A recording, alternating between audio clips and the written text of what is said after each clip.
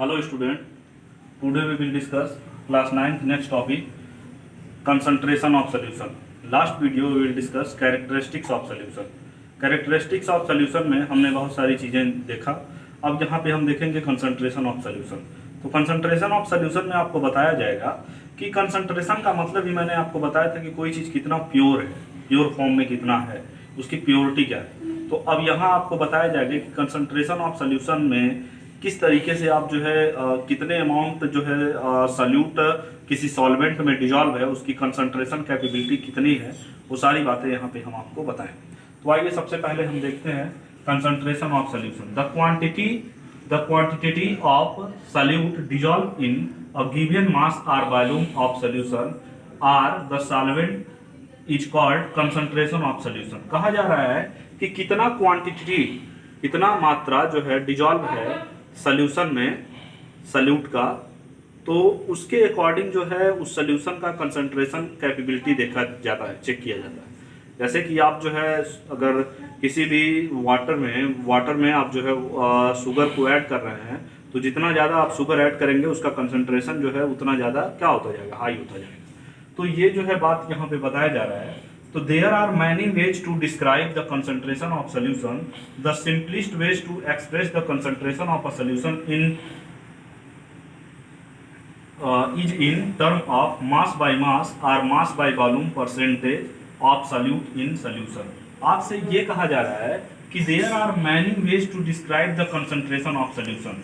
जो आपका concentration of solution है उसको कई वे में जो है आप डिस्क्राइब कर सकते हैं। सबसे पहले the simplest way to express the concentration of solution is in term of mass by मास।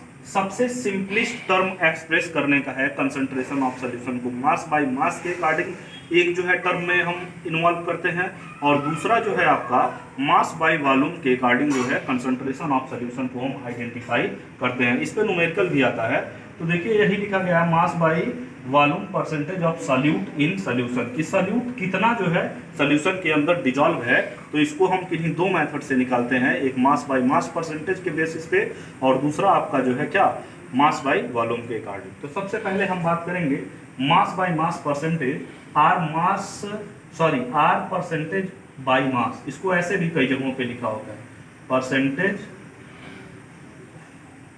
मास, और ऐसे भी लिखा होता है मास परसेंटेज। ठीक, तो अब आइए जानते हैं मास बाय मास परसेंटेज। तो मास बाय मास परसेंटेज में आप क्या करेंगे, the mass of solute in gram पर 100 grams of solution is called mass percentage of solute in solution. आपसे ये बोला जा रहा है कि द मास ऑफ सॉल्यूट, ठीक, इन ग्राम पर 100 grams of solution is called mass percentage of solute in solution. या इसका दूसरा जो डिफिनीशन है the number of parts by mass, या जो है वेट के according of the solute dissolve in 100 parts by mass or weight of the solution.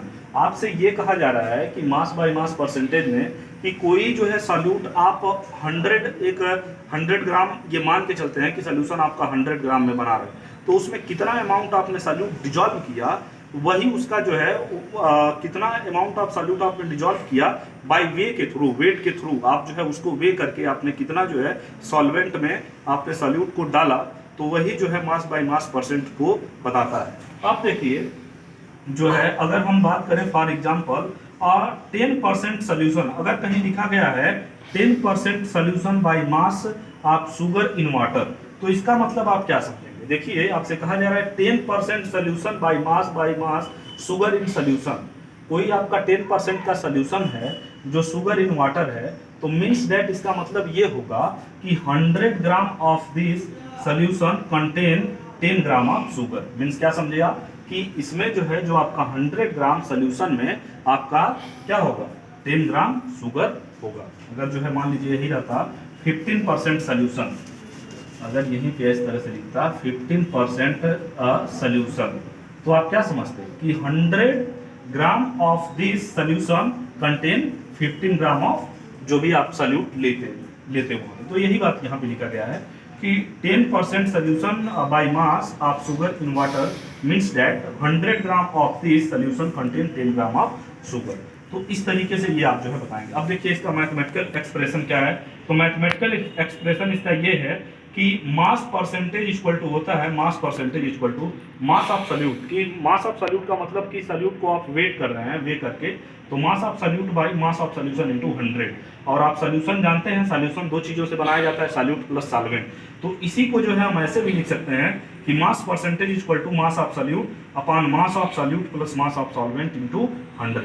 तो इस तरीके से जो है इसको मैथमेटिकल एक्सप्रेशन से जो है आप क्या कर सकते हैं, बता सकते हैं। इस पे न्यूमेरिकल भी है, तो न्यूमेरिकल हम आपको कल करवाएंगे। इतना जो है आप देखिए, आज के लिए इतना ही, थैंक यू।